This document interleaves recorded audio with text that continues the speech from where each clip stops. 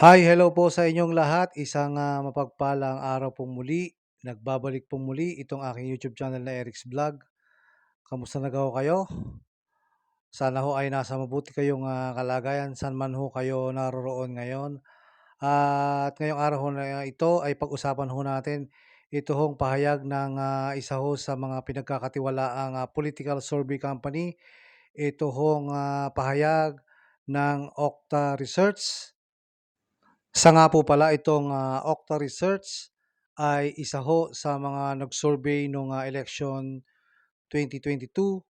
Bukod ho sa Pulse Asia at SWS, isa ho ang Okta Research na nagkandak ho ng survey sa presidential at vice presidential race noong taong 2022 at halos tumutugma ang kanilang mga survey do'n ho sa nagdaang vice president at presidential race.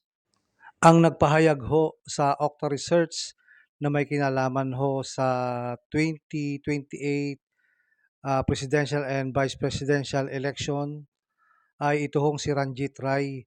Siya ho ang presidente at founder ho ng Okta Research at siya ho ay kilalang professor sa University of the Philippines.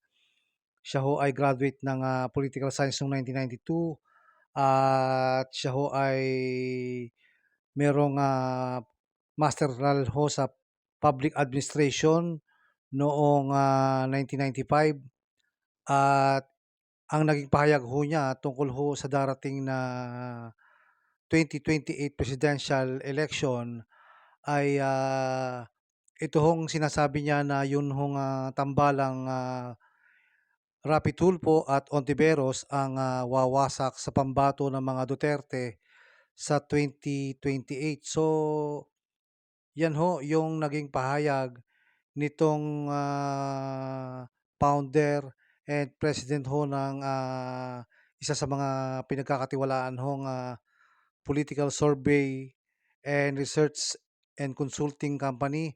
Ito hong si Ranjit Rai ay ito nga hong sinasabi niya na si Rapi Tulfo at si Risa Ontiveros ho ang matindi hong mga kalaban o wawasak daw ho sa pambato ng mga Duterte kung sino man ho ang iluklok ng grupo ho ng Duterte sa darating na eleksyon sa taong 2028. So yan ho ang naging pahayag. Malayo-layo pa ho yung elections dahil ngayon ho ay 2026, subalit ito ho yung naging pahayag ng isa ho sa kilalang dalubhasa pagdating ho sa political world ng ating bansang Pilipinas.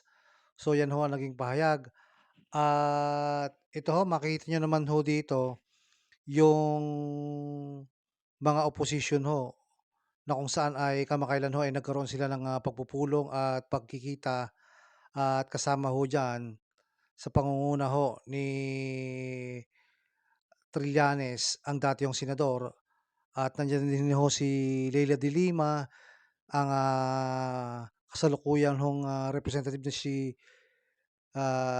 Jokno at dun ho ay makikita niyo rin si Risa Ontiveros, ang kasalukuyan hong senador ay kamakailan ho ay kita sila at nag-usap-usap kasama ho yung mga iba pang mga dating kaalyado at mga dati hong congressman. So, yun ho, hindi ho natin alam kung sino ang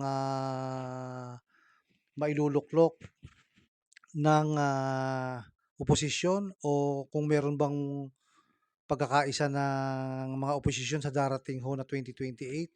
So, yun ho ang ating aabangan. Pero sinasabi ho dito ng isa sa mga batikan ho na propesor at nagtuturo ng politika at may kinalaman sa gobyerno ng Pilipinas ay itong si Ranjit Rai ng Okta Research na ang wawasak daw ho sa iluluklok ng Duterte presidential and vice presidential candidate ay ito hong kasalukuyang senador na si Rapi Tulfo at si Risa Ontiveros. So, yan ho ang ating aabangan. Malalaman ho natin yan sa susunod na taon para ho sa paghahanda sa presidential election sa taong 2028.